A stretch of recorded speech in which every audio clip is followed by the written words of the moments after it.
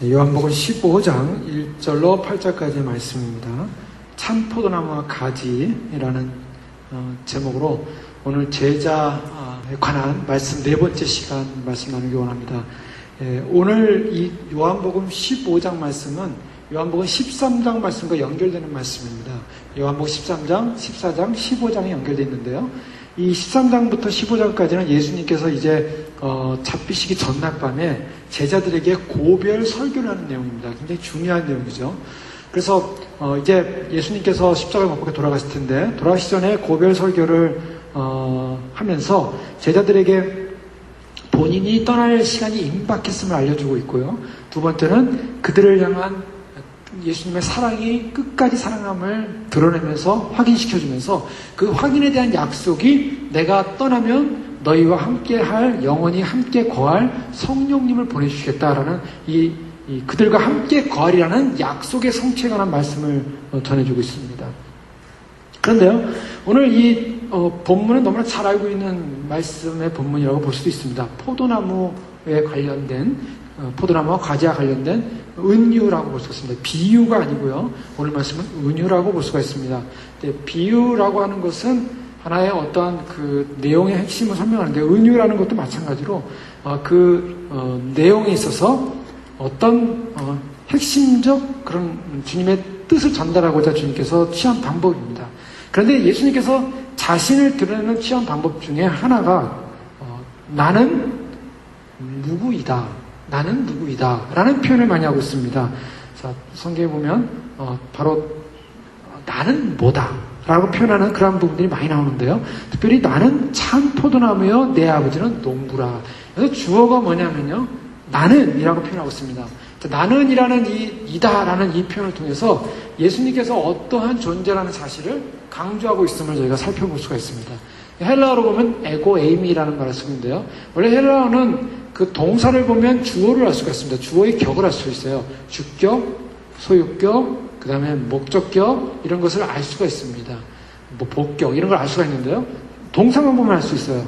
그런데 앞에다가 특별히 에고라는 나는이라는 이 에고라는 이 말, 영어에서도 에고가 자아죠, 자아. 근데 헬라어에서는 에고 하면은 나는이라는 말입니다. 그 나라는 주어를 강조함으로 말미암아 나는 이다. 어떤 존재인가? 아주 독보적인 존재라는 것입니다. 나는 누군가 다른 사람들이 말했던 나는 누구다라는 사람과 다른 나는 초월적, 독보적 신이다 라는 것을 강조하기 위해서 이 말씀을 사용하고 있습니다. 예수님께서 특별히 그 주변에 있었던 많은 바리새인들과 사람들한테 배척을 당했습니다. 배척당하는 이유가 뭐냐면 신성모독이었죠. 예수님께서 십자가에 달리기 전에 이제 제사장들이 예수님을 고소하지 않습니까? 고소해서 예수님을 이제 신문할 때 참남하도다 하면서 참남하다 하면서 옷을 찢습니다. 그 옷을 찢은 이유가 뭐냐면 하나님의 아들이라고 하기 때문에, 하나님의 아버지라고 하기 때문에 참남하다는 말을 합니다. 그래서 예수님이 돌아가시는 제목은 신성모독죄입니다. 자신을 하나님의 아들이라고 했기 때문이에요.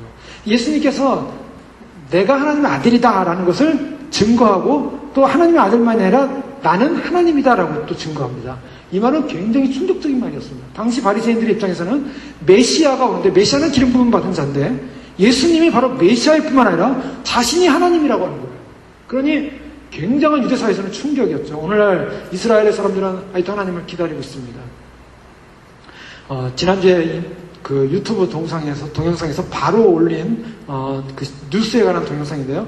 지난주 이스라엘에서 국민들한테 방독면을 다 나눠주기 시작했는데요. 그냥 무료로 막 나눠준답니다. 가족이 8명이 8개 무료 방독면을 나눠주고요.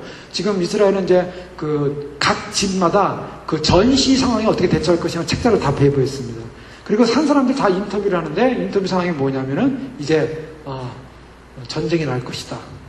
전쟁이 나는 걸 기정사실로 이제 인정 받아들이고 있습니다. 그래서 미국 시민권자가 거기 가서 산 지 7년 됐는데 여태까지 7년 동안 전쟁에 관한 얘기를 많이 했었지만 지금처럼 이런 적은 없었다. 지금 전쟁 무드로 이제 완전히 이스라엘 국민들이 방독면을 지금 800만인데 400만이 지금 다 가졌고 계속적으로 방독면을 지금 나눠주고 있다고 합니다. 그들은 이미 전쟁이 날 거라고 지금 이제 믿고 있는 거예요. 그리고 그 시간이 임박하고 있음을 저희가 볼 수가 있습니다. 자, 이 전쟁은 굉장히 중요한 전쟁입니다. 인류 역사에 굉장히 중요한 전쟁이에요. 왜냐하면 그동안 이스라엘이 독립을 하고 나서 여러 가지 문제가 있었지만 이스라엘의 존폐, 이스라엘이 지금 생존하느냐 못하느냐의 전쟁을 치르게 되는 겁니다. 그러니까 굉장히 지금 어려운 전쟁인데요. 이 어려운 전쟁이 지금 역사적으로 지금 눈앞에 와 있습니다. 근데 사람들이 전부 다 두렵다는 거예요. 그러나 우리는 하나님 함께이기 때문에 반드시 하나님 보호할 줄로 믿는다. 그러나 전쟁 과정은 무섭지 않겠느냐. 아주 두렵다는 겁니다. 근데 다들 그들의 인터뷰 속에 뭐가 나오냐면 하나님이 우리를 보호하고 있다. 하나님이 우리를 지키고 있다. 저 인터뷰하는데 참 그 모습이 보면은 그 국민들 전체가 하나님에 대한, 유대인들은 하나님에 대한 철저한 하나님, 신본주의 사상을 갖고 있어요. 자, 그것이 유대인의 축복이에요. 대한민국에 아무리 뭐 세상 나라들, 대한민국 사람 붙잡고서 무슨 인터뷰할 때 하나님이 우리를 보호한다. 하나님이 우리나라를 보호한다. 이런 사람은 크리스찬들 외에는, 크리스찬들도 믿음이 좋은 사람들 외에는 공공방송에 인터뷰할 때 하나님 얘기를 잘 하질 않습니다. 근데 이 사람들은 인터뷰하는 사람들마다 다 하나님 얘기를 해요. 하나님이 함께한다. 그러나 전쟁은 어떻게 될지 모른다. 자, 이스라엘 백성들 입장에서는 하나님이라는 존재는 절대적인 존재입니다. 생명과도 같은 존재입니다. 하나님 없이는 자기는 존재할 수 없는 게 이스라엘의 백성이에요. 유대인들이에요. 당시의 유대인들 속에는 하나님은 절대적인 신, 우리를 보호하시는 신으로서 감히 하나님의 이름을 부르지도 못했습니다. 그런데 예수님께서 하나님을 아버지라고 부를 뿐만 아니라 자신이 하나님이래요. 내 아버지께서 일하시니 나도 일한다. 요한복음 5장 17절에 예수님 이렇게 말씀하십니다. 요한복음 8장 54절에 예수께서 대답하시되 내가 내게 영광을 돌리면 내 영광이 아무것도 아니오니와 내게 영광을 돌리시는 이는 내 아버지시니 곧 너희가 너희 하나님이라 칭하는 그이시라. 너희가 하나님이라고 칭하는 그 하나님이 내 아버지다. 이 이스라엘 이 바리새인들과 율법학자들이요 이것을 이해를 못하는 겁니다. 그리고 요한복음 10장 30절에 보면 나와 아버지는 하나이니라. 이게 무슨 말입니까? 나와 아버지는 하나래요. 여기서 이제 여러 가지 삼위일체 교리의 원리들이 이제 나오죠. 나와 아버지는 하나다. 이거 아주 신비입니다. 예수님이 지금 육으로 있는데 하나님과 하나라는 거예요. 그리고 요한복음 10장 38절에 내가 행하거든 나를 믿지 아니할지라도 그 이름 믿으라. 그러면 너희가 아버지께서 내 안에 계시고 내가 아버지 안에 있으면 깨달으리라. 이 말씀은 굉장히 또 예수님은 하나님 안에 있고 하나님은 또 예수님 안에 있다라고 말하고 있습니다. 이 이스라엘 사람들 입장에서는 와, 이 도대체 예수님이 그런 존재라는 사실을 인정할 수 없는데 예수님은 무엇을 강조하고 있냐면 예수님의 신성을 강조하고 있는 거예요. 자, 여기서 굉장히 중요한데요. 신성, 하나님의 신성을 부인하면 어떻게 됩니까? 예수님의 신성을 부인하게 되면 이단이고 철저하게 교리가 무너집니다. 그래서 많은 그 이단들 중에 여호와 증인 같은 이단 있지 않습니까? 여호와 증인 같은 이단들은 예수님의 신성을 부인합니다. 그리고 성령님의 신성, 성령님의 하나님을 부인합니다. 그래서 어떤 스페인 사람인데요. 스페인 청년이 죽기 전에 지옥을 갔다 오고 천국을 갔다 와요. 그리고 글을 써서 죽었어요. 근데 그 내용을 보니까 지옥을 보여주는데 어떤 한 사람이 막 고통 가운데 있습니다. 막 칼이 막 이렇게 찔리고 이렇게 찔리고 막 칼이 온몸에서 막 찔려가지고 막 몸 밖으로 튀어나온 거예요. 그래서 저 사람을 주님 좀 고통을 없애주세요. 그랬더니 저 사람이 누군지 아냐? 여호와의 증인의 창시자다. 저는 나 예수를 신이 아니라고 했다. 그게 이제 엄청난 죄인 거예요. 그러니까 이 예수님의 신성, 예수님이 하나님이라는 사실을 부인하게 되면 그것은 구원을 못 받습니다. 그 사람 때문에 수많은 사람들이 지옥에 떨어지는 거예요. 교리가 얼마나 무서운 건지 몰라요. 교리를 제대로 알지 못하면요, 그것 때문에 지옥에 갈 수밖에 없어요. 무서운 거예요. 예수님이 하나님이다라는 사실을 인정하지 않으면 그 사람은 아무리 신앙생활 100년을 하고 1000년을 해도 천국에 못 가는 거예요. 자, 예수님은 뭘 말하고 있냐면 바로 하나님과의 그 상관성을 말하고 있습니다. 하나님과 나가 어떤 존재인가. 그러므로 말미암아 예수님께서 무엇을 말하고 있냐면 나는 누구다 그랬던 나는 신이다라는 것입니다. 즉 예수님 그분 자체가 하나님이고 하나님과 함께 했던 분이고 하나님과 함께 존재했던 분이다 라고 말하고 있습니다. 그렇기 때문에 예수님께서는 요한복음 8장 24절에 어떤 말씀을 하냐면요, 요한복음 8장 21절에 보면 다시 이르시되 내가 가리니 너희가 나를 찾다가 너희 죄 가운데 죽겠고 내가 가는 곳에는 너희가 나오지 못하리라. 너희가 오지 못하리라. 이렇게 예수님께서 어디 간다고 합니다. 근데 내가 가는 곳은 너희가 오지 못한다. 이렇게 얘기를 하고 있어요. 이게 뭐냐면 바리새인들이 아마 예수님께서 십자가를 지금 천국에 가는데 바리새인들은 너희는 못 온다. 내가 가는 곳은 못 온다. 그러니까 바리새인들이 막 혼란스러웠어요. 예수님이 어디로 간단 말인가? 유대인들이 이르되 그가 말하기를 내가 가는 곳에는 너희가 오지 못하리라니 그가 자결하려는가? 자살하려는가? 뭐 이렇게 이제 서로 얘기한 거예요. 예수께서 이르시되 하면서 너희는 아래에서 났지만 나는 위에서 났고 너희는 이 세상에 속하였고 나는 이 세상에 속하지 아니하였다라고 하면서 그러므로 내가 너희에게 말하기를 너희가 너희 죄 가운데서 죽으리라. 이게 무서운 말씀입니다. 예수님께서요 유대인들에게 뭐라고 얘기하고 있냐면요 너희가 너희 죄 가운데 죽을 것이다. 너희는 내가 있는 곳에 못 온다. 무서운 말씀입니다. 왜요? 예수님을 하나님으로 인정하지 않았기 때문입니다. 그러니까 예수님께서 분명히 말씀하고 있는 거예요. 예수님을 하나님으로 인정하지 않는 사람은 결국 그것 때문에 너희가 죄 가운데서 죽는다. 예수님이 어떤 분인가를 우리는 제대로 알아야 될 것이고 예수님은 이것을 제자들에게 알려주길 원했던 것입니다. 그래서 오늘 요한복음 15장은 그냥 아름다운 포도요, 포도 열매요, 포도나무 가지 이런 그런 아름다운 무슨 동화 같은 얘기가 아니라 예수님 그분이 어떤 분인가를 제대로 모르면 안 된다. 제자들에게 그걸 심어주고 있는 거예요. 예수님이 이제 이 밤이 지나면은 잡히셔서 이제 마지막 만찬을 하시고 이제 다음날 돌아가시는 이런 상황에서 예수님께서 제자들에게 알리고자 하는 것은 예수님 자신이 누군가를 확실하게 알려주고 그 예수님의 신성을 믿음으로 말미암아 예수님을 확실하게 믿음으로 말미암아 그 제자들을 하여금 결코 유대인처럼 다른 유대인처럼 예수님을 부인하는 존재가 아니라 또 예수님을 버리는 존재가 아니라 반드시 예수님과의 관계 속에서 생명을 얻는 존재로 남길 원했던 것입니다. 그래서 이제 예수님의 신성을 강조하는 것이 바로 나는 참 포도나무요. 나는 누구다. 나는 생명이다. 생명의 떡이다. 예수님에 관한 그 나는 이다라는 건 많죠. 요한복음 6장 35절에 내가 곧 생명의 떡이니 여기도 에고 에임이라는 말을 쓰고 있습니다. 요한복음 6장 25절에 나는 하늘에서 내려온 살아있는 떡이니 그리고 요한복음 8장 12절 또 9장 5절에는 나는 세상의 빛이니 또 요한복음 10장 7절에는 나는 양의 문이니 다 나는 이다 라는 표현을 하고 있어요. 이것은 굉장히 신학적으로도 중요한 의미고 예수님께서 의도적으로 말씀하신 것입니다. 내가 곧 길이요 진리요 생명이니 다 마찬가지입니다. 나는 누구다. 이런 말을 하고 있습니다. 그런데 예수님께서 왜 오늘 이 참포도 나무와 거기에 붙어있는 가지의 비유를 하고 있는가? 그것은 13장부터 시작된다고 했습니다. 13장에 시작되면 이제 6월절 전에 이제 마지막 만찬하지 않습니까? 그때 1절, 2절에 보면 예수께서 자기가 세상을 떠나 아버지께로 돌아가실 때가 이른 줄 아시고 세상에 있는 자기 사람들을 사랑하실 때 끝까지 사랑하시니라. 예수님께서 이제 자기가 떠날 시간이 가까움을 알고 제자들을 사랑하는데 끝까지 사랑한다고 말하면서요. 2절에 보면 마귀가 벌써 시몬의 아들 가룟 유다의 마음에 예수를 팔려는 생각을 넣었더라. 여기 이제 굉장히 이것이 이제 소위 말해서 암시대가 되어 있습니다. 뭐냐면 두 가지가 이제 이 시비가 엇갈리는 상황입니다. 예수님께서 떠날 것을 알고 누구를 사랑했어요? 제자들을 사랑하실 때 끝까지 사랑했다고 말하고 있습니다. 예수님이 누구를 사랑하십니까? 제자들을 사랑한다고 말하고 있습니다. 그런데 그 다음에 보니까 마귀가 벌써 시몬의 아들 가룟 유다의 마음에 예수를 팔려는 생각을 넣었다라고 성경은 표현하고 있어요. 자, 이 부분입니다. 이 제자들을 사랑받는 제자가 있는 반면에 어떤 제자는 예수님을 팔 생각을 했다라는 것입니다. 이제 그것이 이제 대비가 되고 있어요. 오늘 특별히 이 포도나무 은유 속에는 바로 예수님께서 왜 가룟 유다가 떠나야만 했는가? 라는 것을 은유적인 설명을 한 뿐만 아니라 가룟 유다가 아닌 제자들은 어떠한 사랑을 갖고 어떠한 사랑을 받아서 어떠한 결론을 갖는가. 그러니까 인생의 마지막에 희비, 인생의 마지막에 축복받은 사람과 축복받지 못한 사람을 예수님께서는 이 포도나무 은유를 통해서 알려주고 계시다는 것입니다.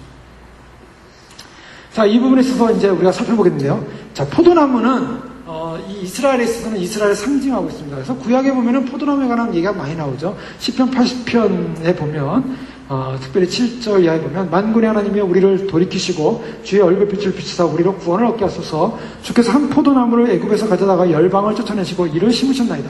주께서 한 포도나무를 가져다가 열방을 쫓아내시고 심었다 그랬어요. 그 포도나무가 뭡니까? 이스라엘입니다. 하나님께서 이스라엘을 심었다는 거예요. 지금 저 땅, 지금 역사의 마지막에 다시 나타난 저 이스라엘은 다시 회복되는 것입니다. 회복되는데요. 이 이스라엘의 회복은 참으로 이방교회 시대가 끝나면 이스라엘 시대로 넘어가는 것입니다. 로마서에 분명히 말하고 있어요. 참 감람나무의 가지였던 참나무 가지가 끊어졌습니다. 왜요? 예수님을 믿는 걸 거부했기 때문입니다. 그래서 너희 죄 가운데 죽으리라. 이 유대인들이 저희 죄 가운데 죽어가는 거예요. 감람나무가 끊어졌어요.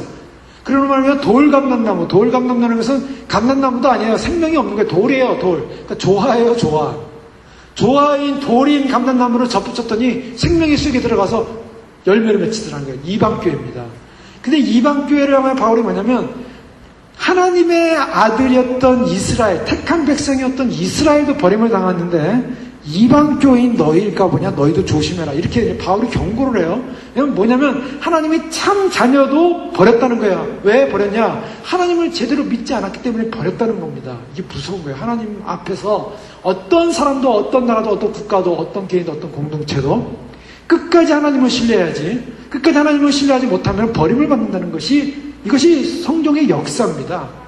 성경의 역사에 굉장히 무서운 역사예요. 그렇기 때문에 주님을 끝까지 신뢰하는 것이 굉장히 중요합니다. 우리가 주님의 사랑을 받고 있습니다. 사랑받은 존재예요. 이스라엘은 사랑 안 받았습니까? 주님의 특별한 사랑을 받았습니다. 그래서 주님께서 포도원 주인으로서 이사야에 보면은 5장에 보면 내가 나의 사랑하는 자를 노래하되 나의 사랑하는 자의 포도원을 노래하리라.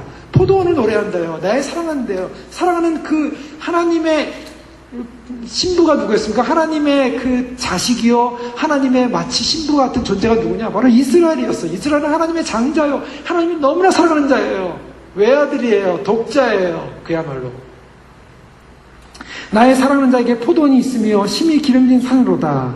땅을 파서 돌을 제하고 극상품 포도나무를 심었었다. 이 포도나무를 심었다고 하나님께서는 이스라엘을 그렇게 말합니다. 그 중에 망대를 세웠고 그 안에 술틀을 파섰다. 좋은 포도 맺기를 바랐더니 들포도를 맺혔다. 이게 뭘 말하니까 하나님께서 그렇게 사랑을 가지고 포도를 심고 포도나무를 심고 포도원을 가꿨는데요. 그 결과가 뭐냐면 들포도를 맺혔어요. 무슨 말이냐면 하나님께서 원하시는 삶을 살지 않았다는 것입니다. 하나님께서 원하시는 길을 가지 않았다는 것입니다. 하나님의 뜻을 버리고 자기 길을 가기 시작했어요. 자기 우상을 섬기기 시작했어요. 세상에 속하기 시작했어요. 그래서 하나님의 법대로 가지 않았어요. 오늘 요한복음 10장에 보면 예수님께서 특별히 중간에 말씀하시면서 예수님의 사랑을 얘기합니다. 사랑을 얘기하면서 내 계명을 14장 10절에 보면 내가 아버지의 계명을 지켜 그의 사랑 안에 거하는 것 같이 너희도 내 계명을 지키면 내 사랑 안에 거하리라. 여기서 굉장히 중요한 말씀. 예수님은 누구의 계명을 지켰다고 했습니까? 아버지의 계명을 지켰다고 했어요. 이게 굉장히 중요하죠. 우리가 신약시대에는 어떤 사람들은 무율법주의를 얘기합니다. 율법이라는 것은 이미 끝났다. 은혜 시대다. 그러니까 율법은 우리가 구속받아서는 안 된다. 율법주의가 되지 마라. 내가 죄를 졌으니 회개해야지. 그러면요. 어떤 분들은 어떻게 하냐면 그거 율법주의야. 하나님이 다 용서해 주셨고 은혜로 구원받는데 왜 자꾸 그 죄에 대해서 두려워해? 죄에 대해서 너 자유해야 돼. 물론 우리가 믿음으로 하나님이 우리를 구원한다는 확신을 가져야 됩니다. 그러나 그런 부분에 왔을 때 죄에 대해서 민감하지 못하게 만드는 것이 바로 무율법주의예요. 율법을 무시하는 거예요. 십계명 말씀을 어기고 있어요. 십계명 말씀을 어기면서 사람들은 어기면도 어떻게 합니까? 전혀 양심에 두려움을 갖지 않아요. 십계명 말씀을 지켜야 되는 말씀입니다. 그것은 구약만이 아니라 신약에서 지켜야 돼요. 지키지 않으면 찬송가에 왜 넣겠어요? 여기 성경에 왜 십계명 말씀 넣겠습니까? 십계명. 이거는 왜 넣겠어요? 이거는 는 목적이 있어요. 이유가 있어요. 주님께서 이것은 계명의 아주 본질로 넣은 거예요. 하나님 나라 가려면 이 계명을 지켜야 됩니다. 산상수훈에 나오는 내용은 천국의 법이에요. 천국의 법. 천국에 가면 무슨 법이 있습니까? 법을 어기면 어떻게 됩니까? 페널티를 받죠. 법을 어기면 제일에 가죠. 법을 어기면 문제가 생겨요. 천국에 들어가서 법을 어기는 게 뭔가 산상수훈의 말씀을 어기는 것이 법이죠. 십계명의 말씀을 어기는 것이 법입니다. 그래서 그리스도 안에서 구원받은 은혜로 구원받은 백성은 반드시 십계명의 말씀을 지켜야 됩니다. 그리고 산상수훈의 말씀도 지켜야 돼요. 그래서 그 계명을 지켜야 돼요. 근데 어떤 사람은요, 계명은 율법은 폐해진 거야. 그러니까 대충 지켜야 돼요. 사람들이 그 계명에 대한 두려움이 없어요. 의식이 없어요. 그렇다면 우리가 계명 밑에 들어가서 지키냐? 그게 아니죠. 계명 밑에 들어갔을 때는 율법 아래 있을 때는 율법의 종이었어요. 우리는 율법의 종이 아닙니다. 은혜로 말미암아 생명의 성령의 법이 죄와 사망에서 우리를 해방시켰기 때문에 우리는 은혜 위에 있어요. 은혜 위에 있지만 옛날에는 율법이라는 밑에서 율법을 지키게 허덕거렸어요. 근데 율법을 다 지키지 못했습니다. 구약에서는. 제사를 아무리 드리고 아무리 선한 일을 하려고 해도 다 율법을 못 지켰어요. 그래서 율법 아래서 종노타다가 결국 그 형벌을 받게 되는, 율법을 지키지 못하면 그에 대한 죄값을 치르게 되는, 율법을 다 지키는 못하는 인생인데 이제는 은혜로 올라와가지고요. 예수 그리스도로 말미암아 십자가 말미암아 율법 위로 올라와 버렸어요. 그건 사실이에요. 그래서 율법이 이제 우리 아래에 있어요. 은혜 아래에 있어요. 근데 그 율법을 무시해도 되냐? 아래에 있기 때문에 아니요. 이제는 위에서 지키는 거예요. 은혜를 가지고 지키는 거예요. 그래서 율법은 폐해진 게 아닙니다. 완성되는 겁니다. 그래서 밑에서 지켜던 율법을 다 완성하지 못했기 때문에 예수님이 십자가에 못 박혀 돌아가시고 한 번의 제사로 끝냈기 때문에 우리가 그 은혜로 그냥 예수님을 등에 업고 우리가 율법 위로 올라간 거예요. 그래서 이제는 은혜 가운데 사는 존재인데요. 계명을 지켜야 나를 사랑한다. 내가 너희를 사랑할 것이다. 바로 이 부분입니다. 그런데 이스라엘 백성이 왜 버림받았습니까? 그들이 계명을 지키지 않았다는 거예요. 그들이 하나님을 섬긴다고 하죠. 하나님을 섬기지 않죠. 우상을 섬겼습니다. 자기의 마음 우상을 섬겼습니다. 그래서 예레미야서나 에스겔서나 다 읽어보시죠. 지금 시대하고 똑같은 상황입니다. 똑같은 상황. 사람들이 교회를 다닙니다. 신앙을 갖고 있습니다. 종교도 행위를 하고 있습니다. 그러나 그들의 마음속에는 우상을 섬기고 세상을 섬기고 다른 신을 섬기고 그것이 만모니즘이고 그것이 다른 우상주의고 자기고 자아고 그래서 결국 우리가 살펴봤던 것이 뭡니까? 인간의 자아. 결국 사람들이 왜 타락하는가? 자기를 섬기고 있어요. 자기를 섬기고 자기를 우상하고 자기를 높이고 자기를 자랑해야 되고 자기를 드러내야 되고 결국 거기서 다 무너지라는 게 우상을 섬긴 사람은 결국 구원을 못 받게 되는 게 나중에는 철저하게 자아가 부서지고 자아가 무너지고 하나님 앞에서 나는 아무것도 아니라는 것을 인정해야만이 정말 그것을 인정하고 살아야만이 하나님만이 내 안에 주인이 되고 하나님만이 나의 모든 것이고 나는 죽고 그리스도가 살고 그 고백이 정말 나와야만이 거듭난 인생이에요. 그런데 그것이 안 되면 어떻게 됩니까? 그것이 안 되면 결국에는 겉으로는 내가 그리스도를 믿는 것 같고 그리스도를 따르는 것 같고 그렇지만은 이스라엘이 범죄하고 똑같은 범죄를 하고 있는 것입니다. 그래서 마지막 주님 오심을 준비하는 믿음의 백성들이 신부들이 휴거를 준비하고 저 주의 날을 준비하는 우리의 백성들이 참으로 해야 할 일이 뭐냐면 단장이 뭡니까? 단장이라는 것은 철저하게 자기 비움이에요. 자기 죽임이에요. 자기를 없애는 거예요. 우리가 그 일을 해왔어요. 지금 그동안. 제가 그동안 이제 한 1년 넘게 에베소서와 요한일서 살펴보면서 우리가 단장에서 어떻게 하면 우리 자신을 죽일까 거기에 초점을 맞췄는데 그러다 보니까 제가 주님 오심에 대한 임박성과 시작 상황을 많이 이렇게 외치진 않았습니다. 그러나 제가 이제 이곳으로 이제 저희가 이사 오면서 이제는 좀 더 시대를 깨워야 되기 때문에 지금 너무나 급박하고 긴박하게 하고 있어요. 그 증거가 뭐냐면 주의 오심을 준비하는 사람들이 다 지금 잠을 자기 시작했다는 거예요. 너무 이제 이게 왜 그런가? 왜 주님 오심을 준비했던 사람들이 왜 전부 지쳐가고 있는가? 뭘 말씀하신지 아세요? 그만큼 가까우고 있다는 거예요. 여러분 이것을 분명히 성경은 그대로 이루어져요. 사람들이 다 졸며 잘세. 지금 이스라엘 상황을 보면서요. 이스라엘 상황은 2005년도 있고 2006년도, 2007년도, 2008년도, 2009년도, 2010년도 계속 위기였습니다. 이스라엘은 2005년도부터 전쟁설이 계속 있었고요. 계속 그 정치권은 계속 그 문제를 하고 있었어요. 부시 때부터 계속 그 문제가 있었고요. 평화협정 문제도 있었고요. 계속 그랬어요. 사람들이 이제는 만성이 돼가지고요. 뭐 전쟁이 또 뭐 이번에 안 날 수도 있고 안 돼. 그렇게 생각할 수가 있어요. 그런데요, 지금은 시기가 우리가 생각한 만큼 그렇게 길지 않다는 게 와오고 있어요. 모든 것이 다 종합되고 있지 않습니까? 베리팀의 문제가 종합돼서 오고 있습니다. 전쟁 문제가 종합되고 있습니다. 세상이라는 기근, 하나님께서 일부러 그러시는 그 상황들, 지금 기근이 일어나고 있고, 곡물값이 올라가고 있고, 이제 뭐 지금 유로존이니 뭐니 이거 다 지금 무너지는 상황. 지금 요즘 흉흉하게 나오는 소리들은 뭡니까? 미국에서 엄청난, 저 버뱅크에서 엄청난 탱크들이 움직이고 있어요. 막 이동하고 있어요. 사람들이 막 그걸 보면서 놀라는 거예요. 미국이 미쳤냐? 왜 탱크들이 막 움직이냐? 왜 그런지 아세요? 한국에 있을 때 보면 청량리역으로 탱크가 막 지나갑니다. 탱크 그만 수많은 미국 탱크들이 지나가요. 그 왜 그러냐면 전방에 배치하기 위해서 가는 거거든요. 탱크가요, 원래 공장에 있고 다 이렇게 있습니다. 다 준비해 놓고 있다가 전시 상황이나 전쟁 상황이나 필요 상황이 되면 이제 이동을 시켜요. 이동을 시킵니다. 배치를 딱 해놓는 거예요, 미리. 군인들이 나타나고 있습니다. 군 비행기가 LA 상공을 계속 돌면서 훈련을 하고 있습니다. 왜 훈련하고 있습니까? 미리 훈련하는 거예요, 미리. 자, 지금 상황이 어떻게 될지 우리는 잘 모릅니다. 하나님의 뜻 안에서 우리는 가고 있습니다. 그러나 시간이 가까우고 있다는 것입니다. 시간이 가까우고 있기 때문에 우리는 여기서 우리가 주님이 안 오실 수 있다. 절대로 그런 마음을 먹으시면 안 되고 그렇게 마음 먹을 수도 없습니다. 지금 상황은. 그동안 우리가 가져왔던 신앙과 믿음과 신학이 지금 전부 다 그 근접한 상황으로 오고 있기 때문에 더욱게요 주님을 소망하고 어떻게 됩니까? 주님과의 나의 관계를 계속 긴밀히 가져야 됩니다. 주일날 살펴보겠지만은 열처녀 중에 결국 문제가 뭐냐면은 주님과의 관계성이에요. 관계성. 이 관계성을 놓치는 순간에 우리는 천국이 멀어지고 있다는 것입니다. 관계성이에요. 내가 주님과의 관계를 어떻게 하고 있는가 지금. 어떤 관계로 들어가고 있는가. 여러분 우리가 이 땅을 살면서 우리 환경이 있습니다. 조건이 있습니다. 여러 가지 상황 속에는 우리 마음이 흔들릴 수 있습니다. 주님이 주님 오시기 전에 주님이 걸으신다 그랬잖아요. 주님이 기질을 하세요. 이거는 너무나 수없이 말씀드려왔던 거예요. 1단계 기질, 2단계 기질, 3단계 기질. 그래서 뭡니까? 진짜 알곡이냐, 진짜 가라지냐, 알곡이냐, 가라지냐, 가르는 거예요. 근데 수많은 사람들이 믿음으로 아멘하고 무기름으로 나는 알곡일 거라고 생각했는데 실제로 그러한 기질이 올 때는 알곡이 되지 못하고 가라지가 되는, 그래서 주님으로부터 주님과의 관계가 끊어지는 사람들이 많이 있음을 우리는 발견하게 됩니다. 우리 자신이 정말 알곡으로 연단되어진다는 건 뭡니까? 약속을 붙잡는 것입니다. 약속을 붙잡는 사람만이 그 약속 안에 들어와서 자꾸 안으로 들어오게 되죠. 약속을 놓쳐버리면요, 소망의 약속을 놓쳐버리면 언약 백성에서 벗어나게 됩니다. 자, 그것이 유다였습니다.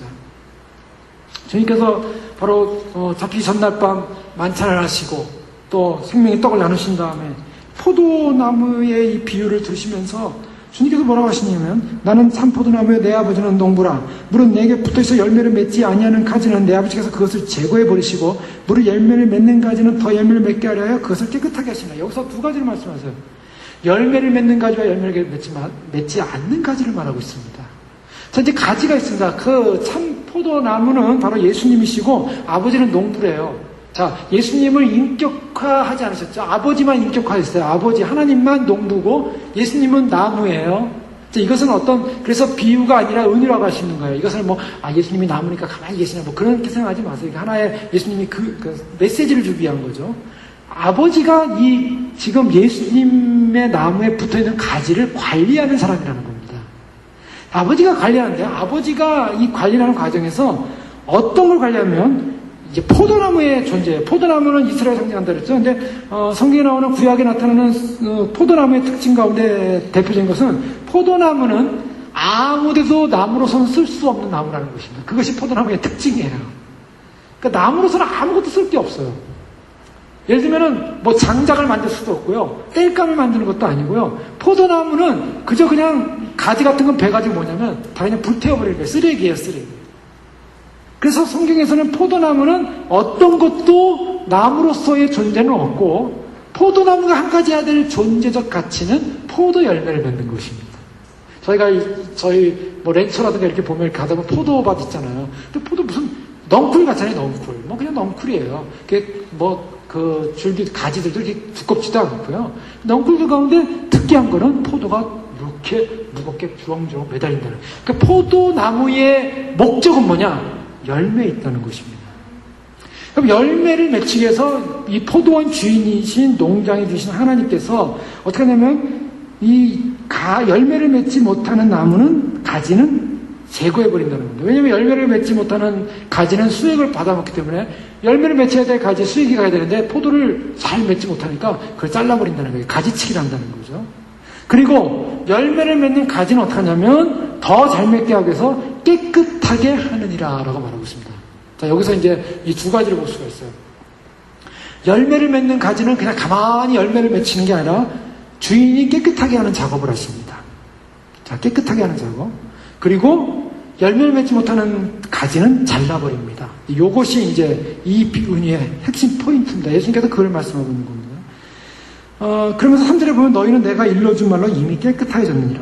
자, 여기서 이제 깨끗해졌다라는 것은 깨끗하게 한다는 것은 누굴 깨끗하게 한다는 것입니까? 잘라버리지 않죠.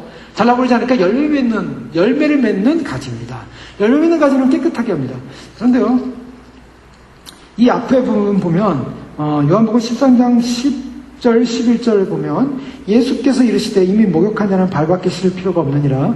온몸이 깨끗하니라. 너희가 깨끗하나 다는 아니니라 하시니 이는 자기를 팔 자가 누구인지 아심이라. 그러므로 다는 깨끗하지 아니하다 하시니라. 자, 여기서 이제 예수님께서 이제 제자들의 발을 씻겨주지 않습니까? 세족식을 하죠. 발을 씻겨주시면서 하신 말씀이 뭐냐면 이미 목욕한 사람은 발밖에 씻을 필요가 없으니 온몸이 깨끗하다라고 합니다. 그런데 너희가 깨끗하나 다는 아니니라 이렇게 말하고 있어요. 너희는 깨끗하나 다는 아니라. 누굴 말하고 있습니까? 다는 안 깨끗하대요. 그러면서 뭐라 하냐면 이는 자기를 팔 자가 누구인지 아심이라. 자, 13장 요한복음 13장 2절에는 마귀가 시몬의 아들 가룟 유다의 마음에 예수를 팔 생각을 넣었다라고 그랬습니다. 그런데 예수님께서 발을 씻겨주면서 자기를 팔 자가 누구인지 알았다는 거예요. 예수님은 알고 있었어요. 그러므로 다는 깨끗하지 아니하다. 그러므로 다는 깨끗하지 않다. 즉 이제 깨끗함과 안 깨끗함을 비교하면서 이 깨끗함을 말하면서 그 다음에 포도 이 은유에 들어와서는 너희는 내가 일러준 말로 이미 깨끗해졌느니라. 자, 그래서 이제 깨끗한 자가 누군가를 말하고 있는 거예요. 깨끗한 자가 아니야. 제자들은 깨끗했다는 것입니다. 그런데 깨끗하게 한 그 깨끗함이 뭐냐? 깨끗하게 하기 위해서는 어떻게 됩니까? 열매를 맺게 하려 그것을 깨끗하게 하시니라. 이 깨끗하게 하는 과정은 어떤 과정이 있냐면, 깨끗하게 하기 위해서 더 많은 열매를 맺게 하기 위해서 깨끗하게 한다. 자, 우리가 성경적으로 깨끗하게 하는 모습이 무엇이 있겠습니까? 깨끗하게 하는 모습. 그것은 바로, 주님께서 우리를, 연단하시는 것입니다. 채찍질하시는 것입니다. 제자들도 그랬고요. 모든 그리스도인들은요, 우리가 더 깨끗하게 되기 위해서 어떻게 됩니까? 더 많은 열매를 맺기 위해서 더 깨끗해야 됩니다. 깨끗해야만 열매가 더 많아진다는 거예요. 이것은 열매는 뭡니까? 열매는 여기서 말하는 열매는 이 성경에서 말하는 열매는 우리가 알고 있는 뭐 수적인 열매, 그런 개념, 물량적 열매가 아니죠. 이것은 영적인 개념을 담고 있습니다. 열매는 바로 성령의 열매, 사랑과 희락과 평화와 참과 자비, 양선과 충성과 온유, 절제, 이런 성령의 열매를 말하고 있죠. 또 이 로마서 6장 20절을 보면 그러나 이제는 너희가 죄에게서 해방되고 하나님께 종이 되어 거룩함에 이르는 열매를 얻었으니 이 마지막은 영생이라. 자, 열매를 맺었어요. 어떤 열매를 맺습니까? 거룩함에 이르는 열매. 예수님께서 열매를 맺히는데 포도나무에 붙어있는 가지가 열매를 맺히는데 어떤 열매를 많이 맺히느냐? 거룩함입니다. 그리고 이런 성령의 열매를 맺힐 것을 말하고 있어요. 영생을 얻기 위해서요. 그래서 마태복음 7장에 보면 예수님께서 산상수훈에서 열매에 관한 얘기하고 있지 않습니까? 그의 열매로 그들을 알지니 가시나무에서 포도를 어먹기 위해서 무화과를 따겠느냐? 좋은 열매 맺는 나무는 좋은 나무다 하면서 그 열매에 관한 얘기를 하고 있는데 그 열매가 뭐냐? 마태복음 3장 8절에 그러므로 회개에 합당한 열매를 맺어라. 이게 굉장히 중요한 것입니다. 자, 많은 분들이 회개에 대한 얘기를 합니다. 회개해야지. 회개 더 해야지. 그런데 중요한 것은 회개를 한다는 인식을 갖고 있는 것은 감사한 것입니다. 그 어느 정도 깨어난 거예요. 그런데 거기서 끝쳐서는 안 됩니다. 회개를 한다면 정말 회개에 대한 열매를 이제는 맺혀가야 한다는 것이죠. 그것이 내 안에 있는 죄성, 내 안에 있는 자아, 내 안에 있는 것, 그것이 아직 해결 안 된 부분이 너무나 많이 있을 수 있습니다. 저 자신을 봐도 아직 해결 안 된 부분이 많이 있습니다. 너무나 아직 미완성이에요. 그러니까 그 미완성을 바라볼 때마다 회개가 일어납니다. 내가 주님 아직 이 문제가 해결 안 됐군요. 아직 이 문제 나는 아직 빵점입니다. 아직 이 문제를 가지고 주님 앞에 서기가 너무 죄송합니다. 그래서 이제 그 문제를 만날 때마다 회개를 하면서 이제는 그런 삶을 살지 말기로 결정하는 것입니다. 그래서 결정하면서 그것을 갖다 다시 주 앞에서 그것을 아파하면서 용서를 구하면서 자꾸 회개 열매로 돌이키는 거죠. 열매는 뭡니까? 결국 회개라는 것은 이제는 그 안에서 하지 않겠다는 것을 인정하고 돌이킬 때 열매가 일어나는 거예요. 그래서 열매는 맺혀라. 열매는 맺혀라. 열매 맺히기 위해서는 우리가 우리 자신의 중심을 살아왔던 모든 인생관을 바꾸는 것입니다. 주님을 위해 살아, 주님의 나라, 주님의 영광. 가만히 보시죠. 회개할 게 뭐가 있습니까? 회개할 거는요, 사실 죄인데요. 죄는 뭡니까? 죄의 특징은요, 하나님과 관련되지 않은 모든 게 사실은 다 죄예요. 그래서 주님께서 뭐라 하냐면, 바울이 뭐라 했습니까? 먹든지 마시든지 무엇이든지 하나님의 영광을 위해 하라고 하잖아요. 그러니까 하나님의 영광을 위해 하지, 하나님과 관련되지 않은 모든 건 다 죄인 거예요. 그러니까 먹어도 하나님과 관련돼 있어야 되고, 또 마셔도 하나님과 관련이 있어야 된다는 거예요. 그래서 김용희 선교사님이라는 분 있지 않습니까? 그분 굉장히 깨어있는 선교사님이에요. 근데 그분이 간증을 잠깐 듣는데 참 재밌는 간증은, 그분은 자녀들을 키울 때 자녀들하고 밥을 먹으면서 우리는 하나님의 군사다. 반복시켰더니 하나님의 군사다. 하나님의 영광을 위해 먹는다. 하나님의 영광을 위해 먹는다. 그래서 복창을 하고 밥을 먹었대요. 그러더니 다 선교사가 3명은 러시아 선교사, 하나 아프리카 선교사 오제 가서 선교하는데요. 그래서 선교사가 다 나갔는데, 그러니까 그렇게 키운 거예요. 하나님 영광, 먹든지 자든지 하나님 영광이다. 그러니까 우리가 가만히 볼 때 뭘 얘기해야 됩니까? 라고 할 때 우리가 먹든지 마시든지 무엇이든 하나님의 영광, 즉 하나님과 관련되지 않게 했던 모든 것들은 죄라는 겁니다. 나를 위해 먹었고, 나를 위해 살았고, 나를 위해 행동하고, 나를 위한 것은 사실 하나님과 관련이 없는 거예요. 그럼 우리라는 존재가 뭐냐? 우리가 하나님을 알고 나서부터는 우리 존재는 어떤 존재인가? 나라는 존재가 어떤 존재인가? 하나님께서 우리를 어떤 존재로 부르셨습니까? 에베소서에서 이미 배우지 않았습니까? 에베소서 2장 10절에 보면 우리는 그의 만드신 바라 그리스도 예수 안에서 선한 일을 위하여 지으심을 받은 자니. 우리가 지으심을 받았대요. 어떤 일을 위하여? 예수 안에서 선한 일을 위하여 지음을 받았다는 거예요. 내가 누굽니까? 라고 질문할 때, 당신은 누굽니까? 라는 질문할 때, 나는 나다가 아니에요. 나는 그리스도를 위하여, 그리스도의 선한 일을 위하여, 하나님의 선한 일을 위하여 지음받은 존재입니다. 이것이 나라는 겁니다. 그러니까 그런 나라는 인식이 분명히 있어야 할 때 열매가 맺히는 거죠. 회개라는 것은 바로 그 부분에 있습니다. 그래서 그런 회개의 열매를 맺히는데 우리가 그런 열매를 잘 못 맺혀요. 자꾸 우리는 너무 자아중심적이고 우리 육체중심적이고 얼마나 우리는 이기적이고 우리는 우리 자신 속에 매여있고 늘 우리는 하나님 영광, 하나님 나라, 하나님의 뜻 그거는 이제 부차적이고 대부분 내가 먼저 앞설 때가 많지 않습니까? 그래서 주님께서 그거를 훈련시키는 거예요. 깨끗하게 하기 위해서. 그러면 아름다운 열매가 안 맺히거든요. 극상품의 열매가 안 맺히거든요. 그러니까 하나님께서 우리에게 하는 방법이 뭡니까? 그것을 이제 우리를 깨끗하게 해서 징계하시는 거죠. 그래서 히브리서 말씀에 보면요. 히브리서 12장 10절에 저희는 잠시 자기의 뜻대로 우리를 징계하였거니와 오직 하나님은 우리의 유익을 위하여 그의 거룩하심에 참여케 하십니다. 징계하는 목적이 뭐냐는 거죠. 하나님께서 우리를 괴롭게 하는 목적이 뭐예요? 하나님 나 너무 힘듭니다. 어렵습니다. 그러면서 이제 뭘 발견합니까? 거기서 하나님부터 떨어져 나가는 것이 아니라 하나님의 뜻 안에서 내가 잘못한 것을 인정하고 하나님 앞에 무릎을 꿇고 하나님의 주권 앞에 순종하고 그런 말이면 우리가 나의 모든 것은 하나님입니다. 나의 모든 것은 하나님이다라고 고백하면서 거룩하심에 참여한다는 겁니다. 즉 징계라고 하는 것은 우리가 하나님으로부터 책직을 받고 하나님으로부터 어려움을 당하는 것은 바로 우리가 거룩하게 하나님의 방식이다. 자, 이것이 받아들여질 때요 우리는 징계를 감내할 수 있는 거예요. 우리가 하나님의 뜻 안에서 우리가 이해 못할 때가 있습니다. 뭘 이해 못합니까? 하나님의 뜻이 어디 있는지 잘 이해 못할 때가 있어요. 그럴 때 우리는 반드시 붙잡아야 됩니다. 성경을 붙잡아야 돼요. 성경이 뭐랍니까? 성경에서 분명히 우리가 이 땅 가운데 징계를 받으면 거룩함에 참여하기 위함이라. 하나님 내가 거룩하기 위해서 주님이 나를 책망하시는군요. 내 죄를 보게 하시는군요. 나의 연약함을 보게 하시는군요. 그래서 주님을 붙잡을 때 거룩에 가까워져 가는 거예요. 내 안에 있는 속성, 더러움, 악들이 잘려나가기 시작하는 것입니다. 찰스 스펄전 목사님은 이렇게 말씀하십니다. 하나님의 말씀은 큰 농부께서 포도나무를 가지칠 때 사용하시는 칼입니다. 라고 얘기했습니다. 이 부분을 설명하면서요. 하나님의 말씀이 뭐냐? 이 가지치기를 할 때 어떤 것을 사용하냐? 하나님의 말씀이 그것을 활용한다는 거예요. 때로는 그 말씀이 우리에게 아픔이 오기도 합니다. 또 말씀이 나를 채찍하기도 합니다. 말씀이 자존심 상할 때도 있어요. 예? 그런 말씀이 올 때, 그런 말씀이 이것이 인간적인 얘기가 아니라 인간적인 말이 아니라 하나님이 나에게 알려주는 말씀이구나. 이렇게 되면은 내가 내 안에 잘못되어 있는 가지들이 떨어져 나가기 시작합니다. 그것을 받아들일 때 떨어져 나가면서 나는 어떻게 됩니까? 하나님과의 관계예요.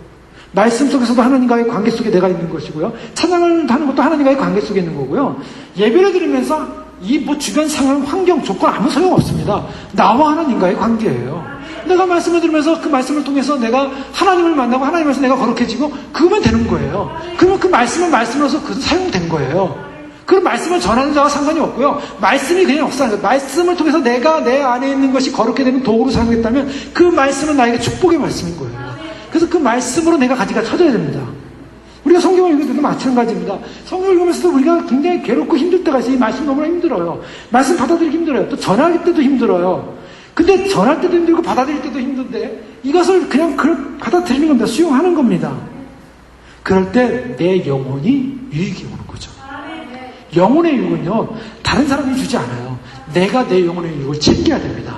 그럼 내 영혼의 유익을 내가 챙기기 위해서는 내가 이 말씀을 하나님의 검으로 인정해야 돼요. 그래서 하나님의 검이 나를 하나님 찾으십시오. 나의 연약한 부분, 나의 죄성을 쳐주십시오. 라고 할 때 그것이 내한테 아프지만 그러나 그것이 나에게 유익이 된다는 결론적으로.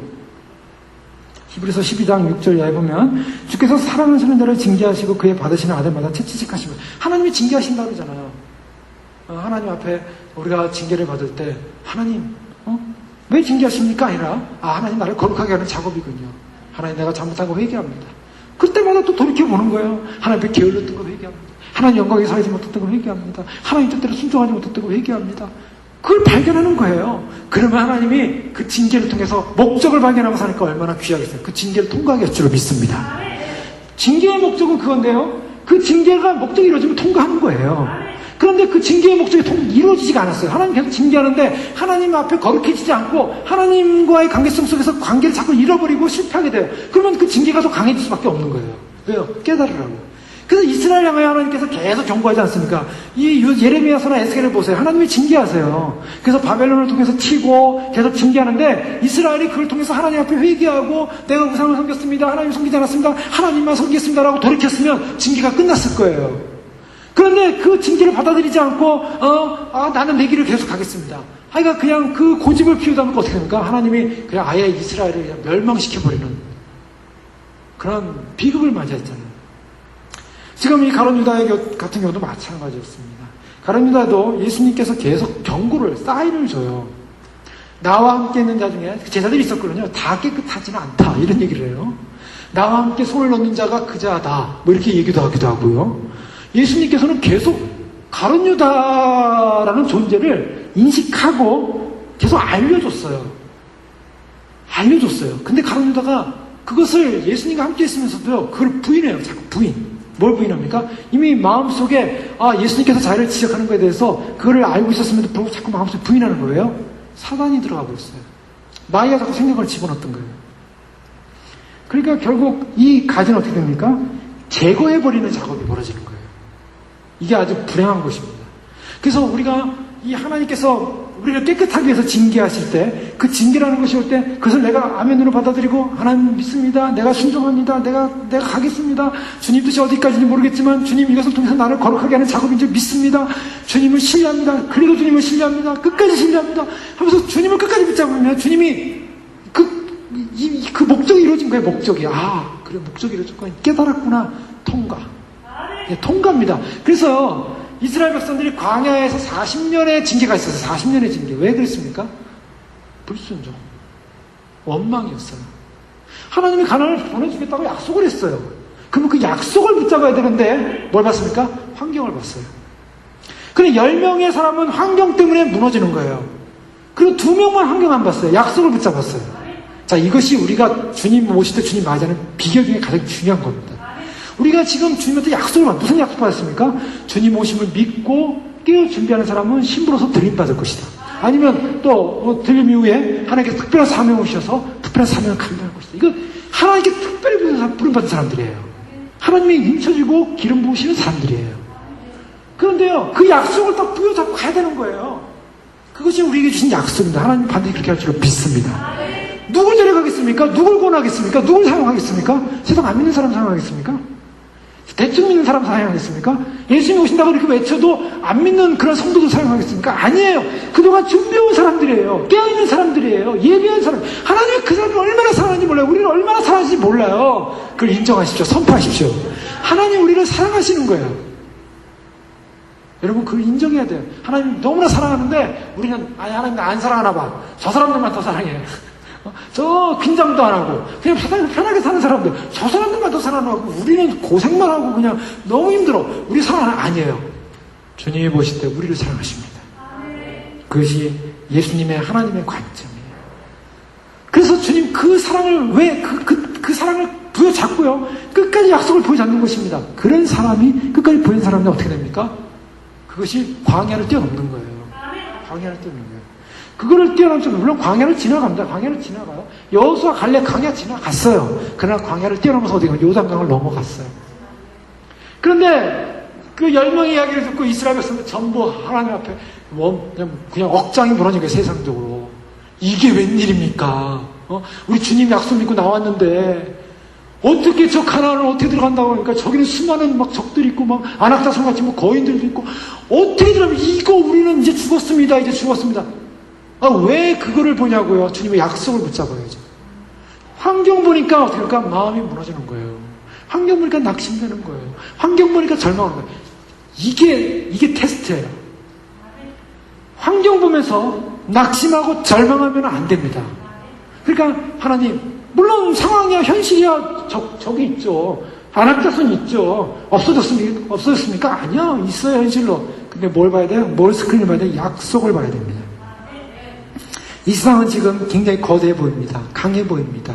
세상은 예수님 믿고 준비하는 사람들을 볼 때 우습고 조롱할 수 있고, 하여간 너희들은 뭐 무슨 이상한 사람들이다, 잘못 믿었다, 뭐 이단에 빠졌다, 예를 들면 그런 식의 어떠한 조롱거리가 될 수도 있는 부분이에요. 물론 요즘은 세상 사람들도 마지막 때라는 걸 두려워하고 알고는 있어요.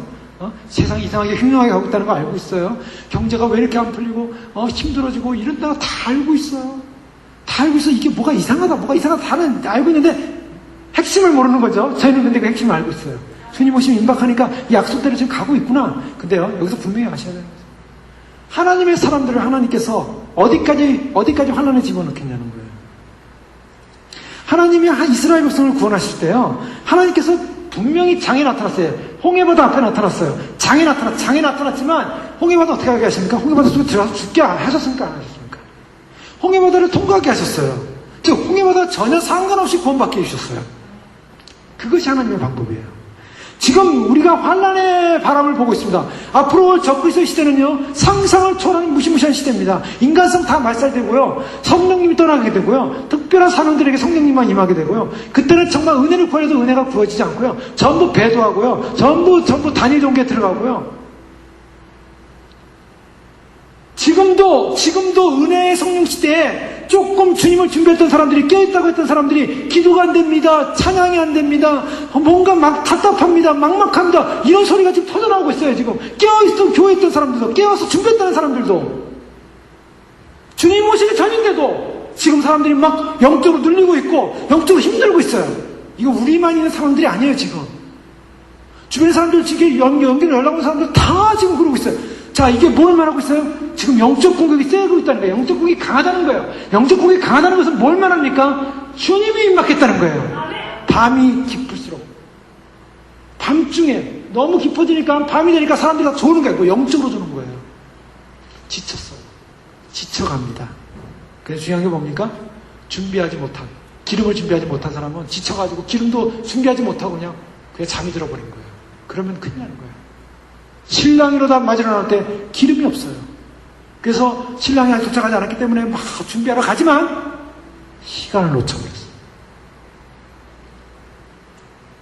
저희는 지금 그런 시점에 와 있습니다. 지금 우리는 주님 오심을 준비해왔던 그 믿음의 소망, 이 소망의 약속을 끝까지 보여잡고, 우리 안에는 광야의 길, 우리 앞에 놓여있는 환경적 조건적인 길, 우리 앞에 보이지만 절망하고 낙심할 필요 없습니다. 주님께서 뛰어넘게 하실 줄로 믿습니다. 주님께서 그것을 통과하게 하시는데, 그것을 통과하면서 거기서도 무너지는 것이 아니라 당당히 요단강 건너 주님을 만나러 들어가게 될 줄로 믿습니다. 바로 주님이 그 길을 여실 거예요. 그게 믿음입니다. 주님을 오심을 준비하고 주님을 사랑하는 백성들은 바로 그 길을 열게 돼요. 그것이 성경의 약속이에요. 반드시 주님을 신뢰하는 사람을 주님이 끝에 가서 실망시킨 적이 없습니다.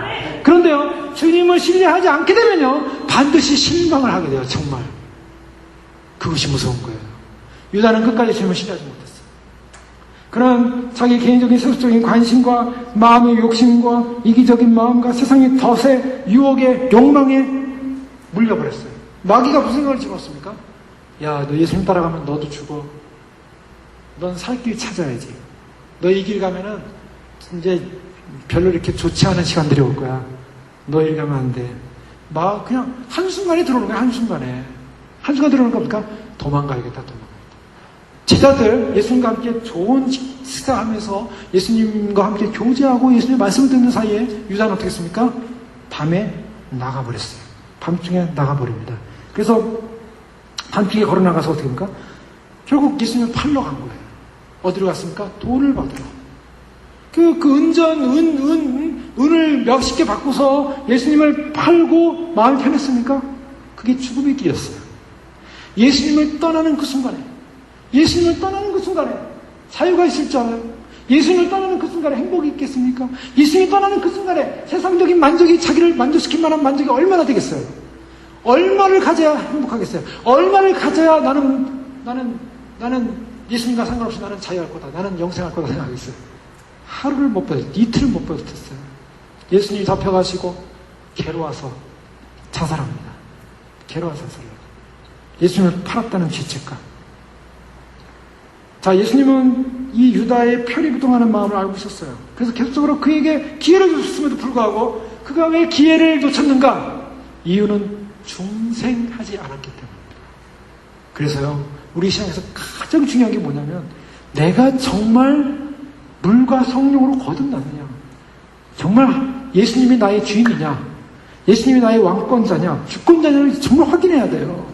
정말 확인해야 돼요. 디도서 3장 5절에 우리를 구원하실 때 우리 행한 바 의로운 행위로 말미암지 않고 오직 그의 긍휼하심을 쫓아 중생의 씻음과 성령이 새롭게 하심을 하셨어요. 중생의 씻음이 일어나야 돼요. 중생. 정말 내가 씻겨진 존재인가. 그런데요, 다는 깨끗하지 않다 그랬죠?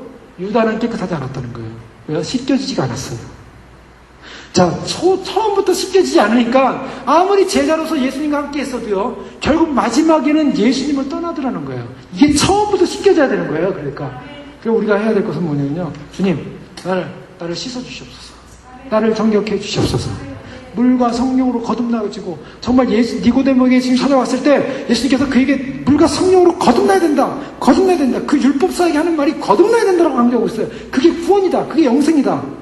여러분, 휴거되는 것도 마찬가지고, 앞으로 주님 오실 때 주님 순교를 해서 주님을 맞이하든, 아니면 살아서 마지막까지, 현란 마지막까지 남아서 마지막 생명을 맞이하다 살아서 주님을 맞이하든, 살아서 맞이할 분도 있어요. 반드시 거듭나야 돼요. 거듭나는 능력으로 가야 됩니다. 이스라엘 백성들 예수님을 거절했어요. 그래서 로마서 11장 20절에 보면요, 옳도다. 저희는 믿지 아니함으로 꺾이우고 너는 믿음으로 섰느니라. 이방 백성들은 믿음으로 섰는데 믿지 아니하니까 꺾였다는 거예요. 참감남과 꺾였어요. 그런데 예수님께서 참 불행한 것은 이 잘려진 가지는 어떤 결과를 맞이하냐면, 6절 말씀은 사람이 내 안에 거하지 않으면 가지처럼 밖에 버려져 마르나니, 잘린 것입니다. 그래서 어떻게 보면 사람들이 그것을 모아다 불에 던져 살으니라. 이것을 예수님께서 은유적으로 표현했는데, 6절에 나온 불에 던져 살는다는 것은 무슨 말이냐면, 제자처럼 예수님에게 붙어 있었다 할지라도 열매를 맺지 못하고 잘려져 나가면 어떤 결과가 벌어지냐고요? 어떤 결과가 벌어지냐? 지옥에 간다는 겁니다. 예수님이 그걸 말씀하시는 거예요. 무서운 말씀이에요. 그래, 예수님을 떠나면은, 그냥 뭐 예수님 떠나다가 어떻게, 다른 방식으로 어떻게 구원을 받겠지. 근데 여기서 뭐라는 말씀하고 있어요? 하나님에 의해서 잘려진 사람. 즉, 깨끗하지 못해서 잘려진 사람. 왜 깨끗하잖아요? 중생하지 못해서 잘려진 사람이에요. 거듭나지 못해서 잘려진 사람. 뭐 어디로 가냐? 아무 쓸모가 없다는 거예요. 포도나무는요, 그 잘려진 가지 가지고 장작을 만들 수도 없고 뭘 아무것도 할 수 없다는 거예요. 그것이 포도나무의 특징이라고 했어요. 이스라엘의 특징이 바로 그거예요. 인간적으로 보면 아무것도 아니라는 거예요. 우리가 하나님 믿고 있는 사람들 인간적으로 보면 아무것도 아니라는 거예요. 우리의 특권이 뭡니까? 우리의 자랑이 뭡니까? 우리의 특권과 우리의 자랑은요, 예수 안에서 예수님을 자랑하고 예수님께서 주신 생명으로 우리가 열매를 맺히고 그 빛을 발하는 게 우리의 파워예요. 그거 외에 없어요. 근데 거기서 잘려져 나가면 어떻게 됩니까? 아무런 쓸모가 없는 거예요. 세상에서 아무런 쓸모가 없어요. 그래서 쓰레기예요. 쓰레기 모아다 어떻게 합니까? 불에 던져 살으니라. 자, 임박한 휴거 앞에서 이렇게 불행하게 되면 어떻게 됩니까? 그냥 환란을 넘어가는 거예요. 환란을 넘어서 어떻게? 환란은 불의 바다예요. 전쟁의 바다입니다. 핵전쟁이 일어날 것이고, 요한계시록 보세요. 하늘에서 별이 떨어져서 바다에 떨어져서 바다가 다 넘치고 생물들 다 죽어버릴 것이고요. 엄청난 지진, 불의 나라. 그래서 자연재해, 기근, 먹지 못하고 사망, 이런 것들로 인해서 첫째인, 둘째인, 셋째인 떨어지는 거 보세요. 여섯째인 때 완전히 지구가 완전히 난리가 난 다음에 일곱째 인재, 나팔, 그 다음에 일곱째 나팔째, 대접재앙 한꺼번에 몰려서 대환란 끝이 납니다. 지구는 불바다로 끝나요. 그래서 베드로전서에 보면 베드로서는 이 지구를 불로 태우기 위해서 남겨놨다고 했어요. 지구는 뭐가 되냐면요, 하나님이 창조하신 지구, 인류의 타락을 해서 완전히 지구는 지금 병들어 있고, 지구를요, 인공에서 찍었더니 지구가 이렇게 찌그러졌어요. 지구 실제로 영상으로 찍었는데 찌그러져 있어요. 지구 자체가. 근데 지구가 일그러져서 이제는 어떻게 되냐면, 죄로 말미암아 지구가 자기 기능, 자정 기능을 다 잃어버렸어요. 지구는. 하나님이 불로 태우십니다. 그리고 다시 천년왕국을 이루기 위해서 새롭게 하세요. 불로 태워지는 거예요. 그러니까 우리가 주님께서 지금 이 말씀을 제자들에게 주시는 것을, 이것은 우리 시대에 정말론적으로 우리가 분명히 우리에게 주시는 말씀입니다. 주님께서 우리가 이거 어떻게 말씀하냐면, 빌립보 3장 18절에 이하에 보면 바울에게 이런 말을 합니다. 내가 여러 번 너에게 말하였거니와 바울이 빌립보 교인에게 이제도 눈물을 흘리며 말하느니 여러 사람들이 그리스도의 십자가의 원수로 행하느니라. 저희의 말씀은 멸망이요 저희의 신은 패요 그 영광은 저희의 부끄러움에 있고 땅의 일을 생각하는 자라. 땅의 일을 생각하는 자라. 여러분 이게 무서운 거예요. 땅의 일을 우리가 생각하면은 그리스도의 십자가의 원수가 된다는 거예요.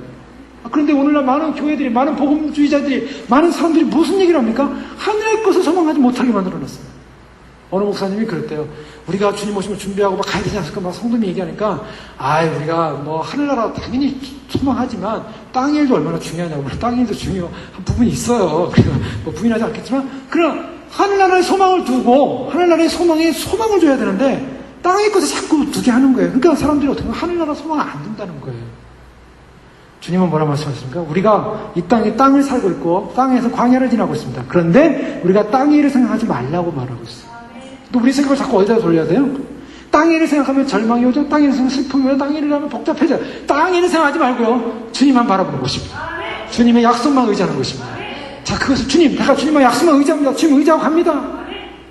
이것이 바로 우리가 승리하는 비결이에요. 무엇으로 승리하겠습니까? 무엇으로 승리하겠어요? 우리 주님 약속 붙잡는 게 승리인 줄 믿습니다. 끝까지 주님을 승리해야 돼요. 주님 약속 붙잡아야 돼요.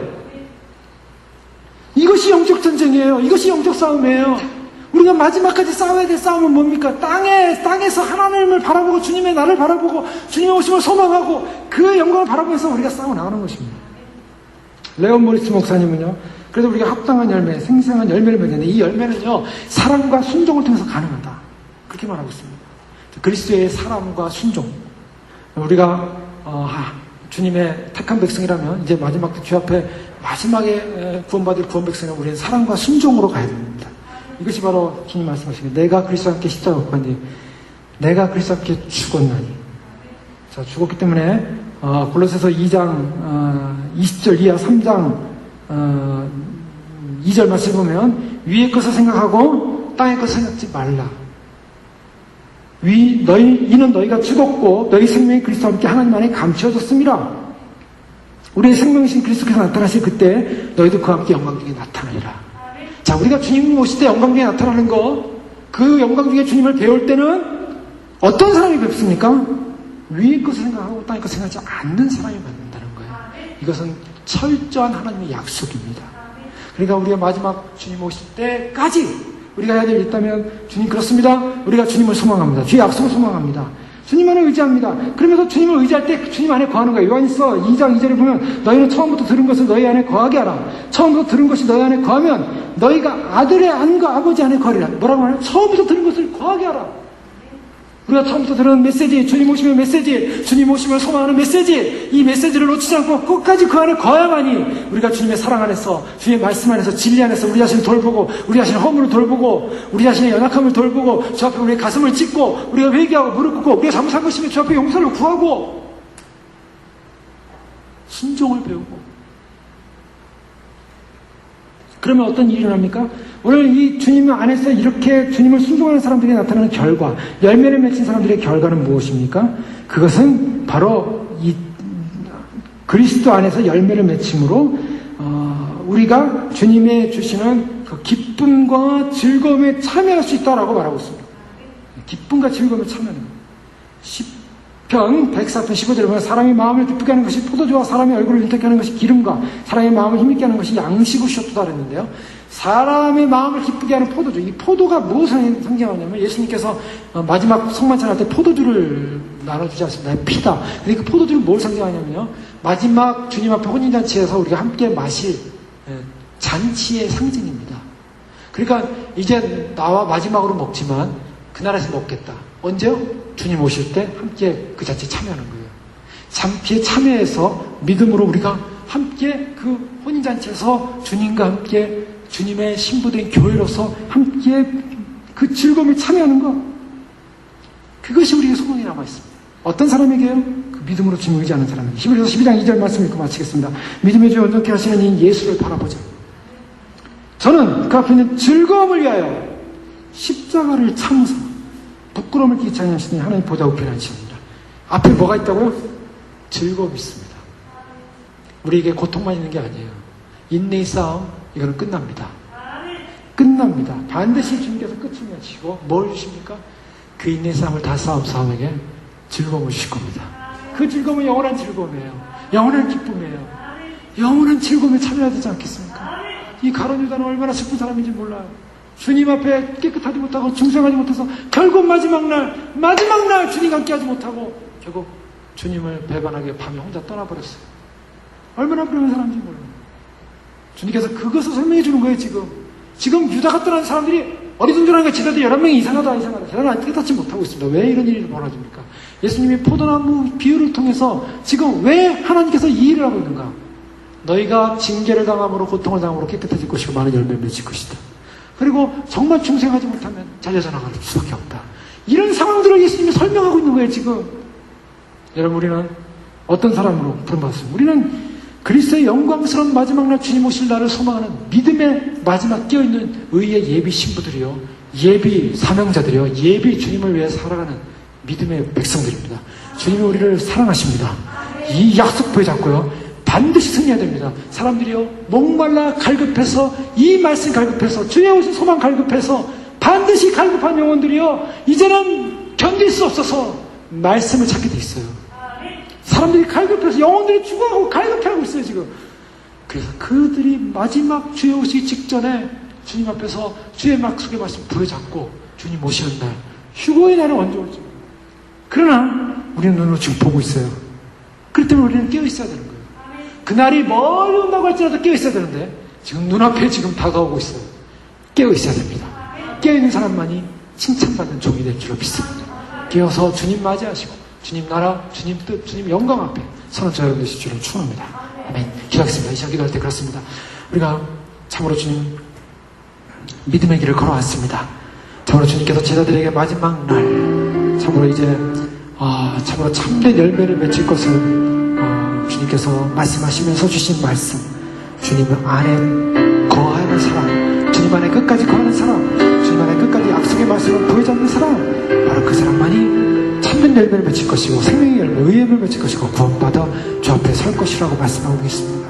주님 반드시 그 대열에 놓치지 않게 하시고 깨어있게 하시고 예비하게 하시고 준비하게 하시고, 주님 이 참으로 이 깨끗하게 하는 시간들이 우리에게 때로는 힘들지만 그러나 이것은 끝날 것입니다. 그리고 주님 뵐 것입니다. 주여 믿습니다. 오시옵소서. 주님 믿습니다. 그 약속 부이닫습니다. 아버지, 이 말씀 갈급하여 많은 백성이 일어날 때 이 말씀으로 말미암아 생명들이 살아나게 하시고, 아버지 이 말씀으로 증거함으로 말미암아 그 영혼을 함께 주님을 맞이하게 축복하여 주옵소서. 우리의 주여 부르 기도하겠습니다. 주여, 주여, 주여. 믿습니다. 아버지 믿습니다. 우리를 부르신 아버지의 약속을 믿습니다. 결코 아버지 하나님 우리를 버리지 않는 하나님의 약속을 믿습니다. 우리 함께 하시는 주님의 약속을 믿습니다. 끝까지 부여잡게 하여 주시옵소서. 끝까지 놓치지 않게 하여 주옵소서. 아버지, 우리를 사랑하시는 아버지, 우리를 포기하지 않는 아버지, 우리에게 생명 주시는 아버지 하나님, 그 약속의 말씀을 믿고 우리가 주님을 의리하며 주님을 신뢰하며 주의 약속 말씀 믿고 달려갑니다. 아버지, 그 약속 믿고 달려갑니다. 아버지, 그 약속 믿고 달려갑니다. 아버지 불쌍히 여겨 주시옵소서. 우리가 아버지 하나님 그 약속 말씀 믿고 달려갈 때 주의 나라, 주의 영광, 주의 생명, 주의 약속 말씀을 신뢰하게 하시고, 아버지 하나님 잠들어가지 않게 하시고, 아버지 잠들지 않게 하시고, 아버지 하나님 참으로 힘들지 않게 하여 주시고, 아버지 하나님 우리가 영처럼 깨나 주님을 기뻐하며 주님을 바라보며, 아버지 하나님 우리가 영처럼 주 앞에 예비하셔서 도와주시옵소서. 할렐루야, 할렐루야. 아버지 하나님 우리 부르신 아버지의 부르는 사랑을 믿습니다. 그 약속의 말씀을 믿고 달려갑니다. 그 은혜의 약속의 말씀을 믿고 달려갑니다. 주님 부르신 약속의 말씀을 믿고 달려갑니다. 아버지 하나님 주님 우리 부르신 그 사명, 아버지의 신부의 사명, 아버지 끝까지 감당하게 도와주시옵소서. 휴거의 소망을 놓쳐가는 때에서 많은 사람들이 잠들어가고 있습니다. 휴거의 소망을 놓쳐가는 때 아버지 하나님 사는 사람들이 아버지 하나님 죽어가고 있습니다. 아버지 하나님 우리가 그날을 예비하고 준비하게 하시고, 아버지 이제 참으로 닥쳐올 상황들, 환경들, 조건들, 우리가 상상할 수 있는 시간들이 다가오는데 아버지 하나님 참으로 주님 우리가 영적으로 이제 깨어나 준비하게 하겠습니다. 주여, 아버지 하나님 우리 심령이 깨어나 주여